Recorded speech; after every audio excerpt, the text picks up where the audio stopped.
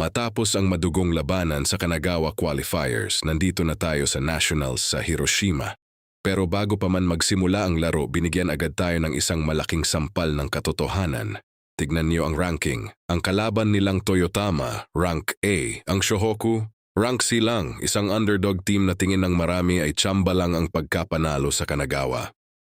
Ikalawa ng Agosto, ang simula ng pangarap ni Takenori Akagi. Kahit naglolokohan pa sina Sakuragi at Gori, alam nating lahat na ito na ang moment na hinihintay ni Akagi simula pa nung kabataan niya. Pero tignan nyo rin yung bracket visual. Nandyan ang Sanno Kogyo, ang final boss ng liga.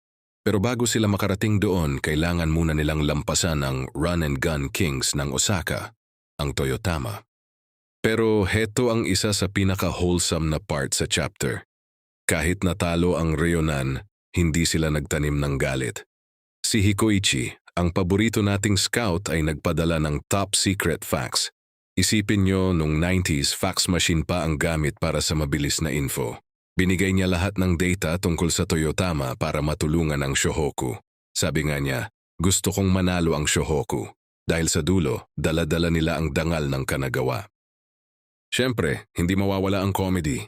Sa sobrang hype ni Hikoichi, halos mabutas ang eardrums ni Akagi at Sakuragi sa sigaw. Pero pansinin niyo si Coach Anzai dito, sobrang kalmado. Habang ang lahat ay tila hindi mapakali, ang white-haired Buddha ay laging may ho-ho-ho. Siya ang anchor ng team na to, ang nagpapaalala na ang basketball ay dapat nilalaro ng may tamang focus. Pagdating nila sa arena, ibang klase ang atmosphere. Ang mga fans ng Toyotama, parang mga goons, sigawan ng Kill 'em at Crush Shohoku. Kahit yung cheering squad ni Mitsui na sanay sa gulo, napaatras sa kaba. Dito natin makikita na ang Nationals ay hindi lang tungkol sa skills, kundi tungkol din sa mental toughness. Kung mahina ang loob mo, lalamunin ka ng pressure ng crowd. Sa locker room ng Toyotama, puno sila ng yabang. Minamaliit nila ang Shohoku. Tsamba lang daw laban sa kainan. Ang target nila, si Rukawa at si Akagi lang. Pero sa kabilang pinto, sa locker room ng Shohoku, nakakabingi ang katahimikan. Walang masyadong salita pero ramdam mo yung apoy sa mga mata nila. Tignan nyo si Hanamichi Sakuragi, hindi na siya yung dating basta-basta lang sumisigaw. Pinag-iisipan niya ang kanyang national debut. Inaalala niya yung 20,000 shots na ginawa niya. Dito natin nararamdaman na seryoso na talaga ang Tensai. Alam niyang hindi na ito ang regionals. Ito na ang pinakamataas na level ng high school basketball. At heto na ang pinaka-goosebumps na part ng chapter. Pinakita ni Mitsui yung magazine ranking kung saan rank C lang sila. Sa halip na magalit o mawalan ng loob, ano ang sabi ni Coach Anzai? I think it's great. Let them realize that they were wrong. Boom! Sa isang pangungusap, ginawang gasolina ni Anzai yung insulto para mas lalong mag-alab ang Shohoku. Gusto nilang patunayan sa buong Japan na nagkamali ang mga experts sa pag-rank sa kanila. Ang bawat tunog ng sapatos sa sahig ng hallway, ramdam mo ang tensyon. Akagi, Rukawa, Mitsui, Miyagi at Sakuragi. Ang starting five na magpapakita sa buong bansa kung ano ang tunay na lakas ng Kanagawa. Ang ganda ng framing dito ni Inoue, talagang hero walk ang dating. Pagkatapos ng lahat ng hype at seryosong moment, naligaw pa sila sa loob ng stadium. Typical Shohoku, di ba?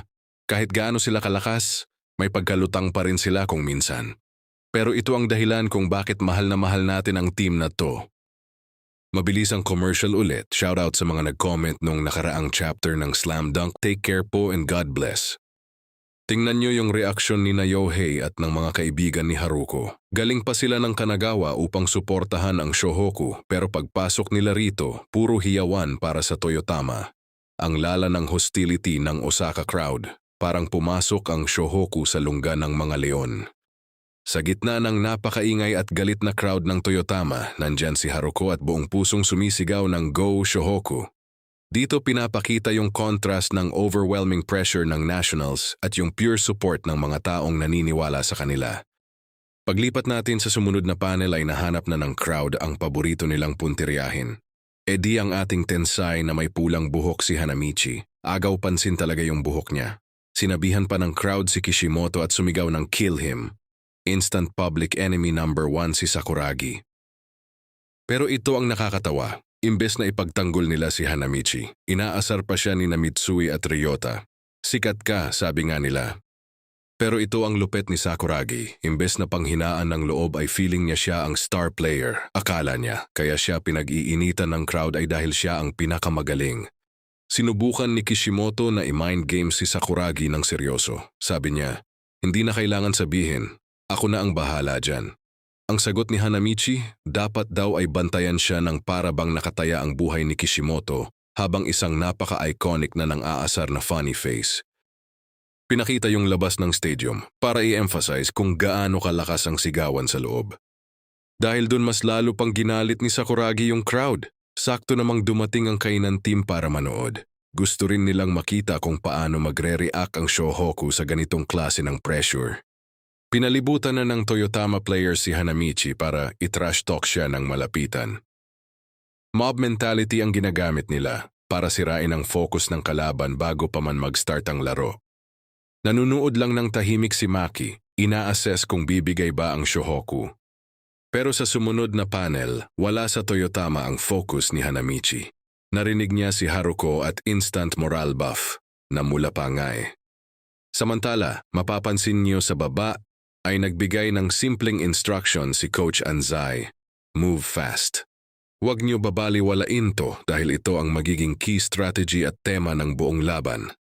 Napunta kay Akagi ang bola laban kay Iwata. Sa visuals ng rosters dito, mapapansin natin na mas malalaki ang starting lineup ng Shohoku maliban sa katapatan ni Miyagi. Pero sa Nationals, hindi lang height ang basehan ng lakas kundi galing din at bilis. Agad tumakbo si Rukawa sa basket habang nakuha ni Miyagi ang bola. Sabi ni Kyota, ito rin yung ginawa ng Shohoku sa kanila noon. Gustong idikta ni Miyagi ang tempo at agad naghanda para sa isang tip-off play. Nag-drive ng malakas si Miyagi habang sumisigaw na si Akagi na ipasa agad ang bola dahil delikado, dahil tiwala siya sa bilis niya at gustong makabawi sa ginawa ni Itakura kahapon. May kaunting miscommunication sa pagpasa. Pero sa kasama ang palad ay na-intercept ito ni Minami at napailing na lang si Miyagi sa gilid. Todo ang kantyawan nila sa kanya. Nagsimulang mag-fast break ang Toyotama sa pangunguna ni Minami habang hindi pa nakaset ng depensa ang Shohoku. Na-realize agad ng Shohoku ang nangyayari. Gusto ng Toyotama ng running game. Gusto nilang makipagpalitan ng baskets ng mabilisan or run and gun. Ang delikado rito, pag napasabay ang Shohoku sa ganitong bilis, mawawalan ng silbi ang mga set plays ni na Akagi at Mitsui sa half court. Sa mismong play na yon, ginamit nila ang mismatch sa laki ni Miyagi at Itakura. Inararo niya si Miyagi sa ilalim ng basket at naka-easy points ang Toyotama. Sabay kantyaw pa siya ng boom. Hiyawan ng mga taga-suporta ng Toyotama. Nagsimula nang maapektuhan si Miyagi sa mga nangyayari. Dahil sa kagustuhang makabawi ay umatake rin siya ng mabilis sa Toyotama. Sa bilis niya ay nalampasan niya ang dalawang defender ng Toyotama. Matagumpay na nakapag-cut sa ilalim ng basket si Miyagi at naghahanda para sa isang layup pero nag-aabang si Kishimoto sa basket. Sa instincts ni Kishimoto ay nababasa niya na itutuloy ni Miyagi ang atake sa basket pero tama ang hula niya. Alam niya na pass first point guard si Miyagi at na-intercept niya ang pasa papunta kay Akagi. Nabigla dito si Miyagi at sa huling panel ay napakomento si Coach Anzai ng rank A pala. Grabe naman itong Toyotama. Lahat ng diskarte ng Shohoku ay napigilan nila. Dito na nagtatapos ang chapter mga kaibigan. Ano kaya ang bawi ng Shohoku sa susunod na kabanata?